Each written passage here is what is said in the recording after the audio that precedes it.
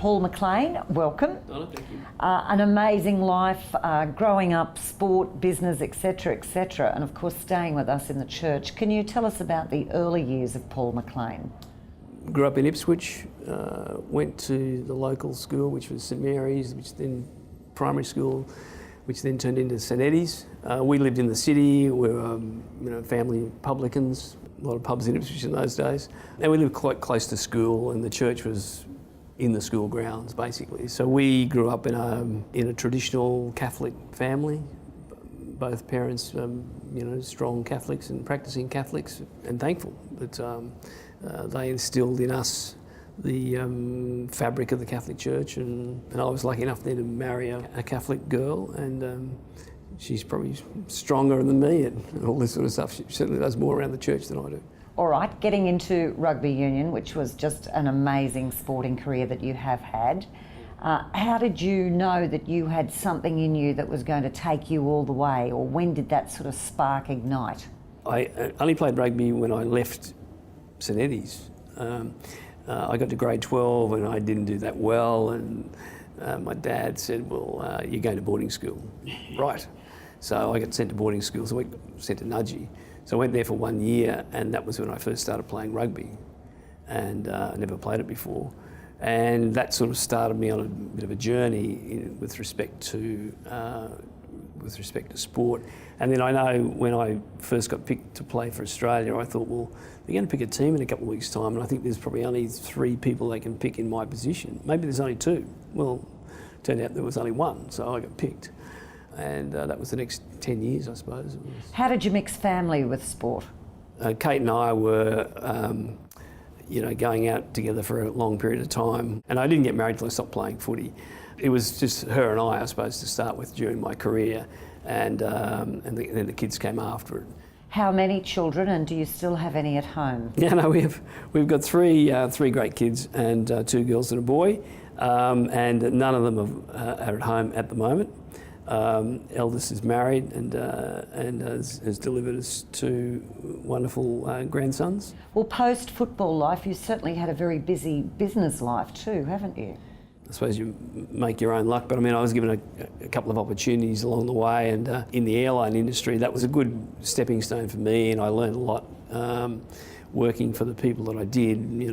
Rupert Murdoch was one of the owners of Ansett in those days, and Sir Peter Abels was the other, so that laid a solid foundation for me to do other things. And then when I only made one career change, and that was into property, and I had the opportunity to build a business here in Australia, or help build a business, and we did that reasonably successfully. Yeah, but you need good people, and I think part of my footy background, playing in team sport, you understand the value of the people around you.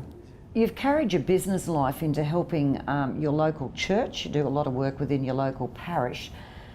Do you sort of advise other people to try and dig in and do the same?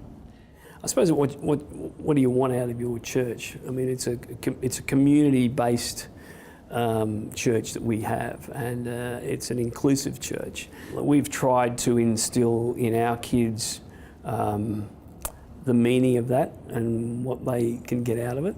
I think they understand and they see what we do, and we should never forget that we as parents, as leaders of a family, we do cast a long shadow, and our kids look at what we do and how we do it. And I think the benefit of having schools attached to parishes is important, and I would suggest critical, and the parish is embracing the schools as well.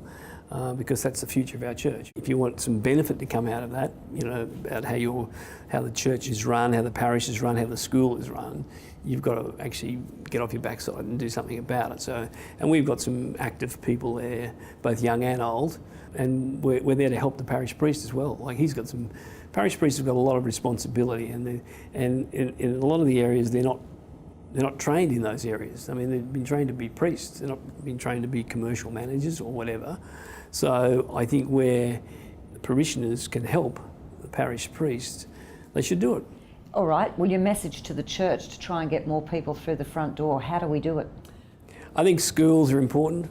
I really think schools are important, and I think visibility of parish priests around schools is important, and I'm sure they understand, both school principals and parish priests, how important that is. And the closer we can bring those two entities, I think will be hugely beneficial for our church going forward. Who has Paul McLean admired most in life? I sit back and see what my wife does and how she does it, and how she gives so much of her time, effort, energy. Early childhood teacher by degree, so she understands the education process.